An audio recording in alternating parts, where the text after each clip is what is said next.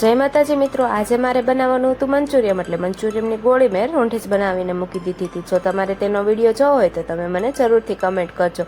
સૌથી પહેલાં એક વાસણ લઈ લીધું, તેમાં 2 પાવડા તેલ લઈ ગયું, તેમાં લીલું અને સૂકું લસણ અને આદુની પેસ્ટ ઉમેરી થોડીક વાર સુધી રહેવા દીધું.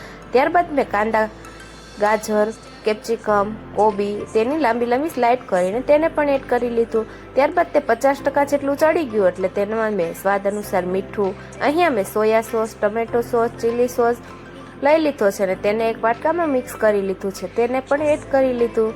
ત્યારબાદ મેં અહીંયા 2 ચમચી જેટલો કોર્નફ્લાવર અને તેને મેં પાણીમાં પલાળી લીધું છે, તેને પણ એડ કરી લઈશું અને બધી વસ્તુને સારી રીતે મિક્સ કરી લઈશું. થોડીક વાર સુધી રહેવા દઈશું ને આપણે જે મંચુરિયમની ગોળી બનાવેલી છે તેને તેમાં એડ કરી દઈશું અને 2 મિનિટ સુધી રહેવા દઈશું. ઉપરથી આપણે લીલા ધાણા અને લીલી ડુંગળી વડે ગાર્નિશ કરીશું. તો જોતાં જ મોઢામાં પાણી આવી જાય તેવું મંચુરિયમ બનીને તૈયાર છે. તો ચાલો મમ્મીને ટેસ્ટ કરાવીએ કે કેવું લાગ્યું તેને આ મંચુરિયન. મમ્મી, મંચુરિયમ બનીને તૈયાર છે. સરસ બનાવ્યું. Thank you.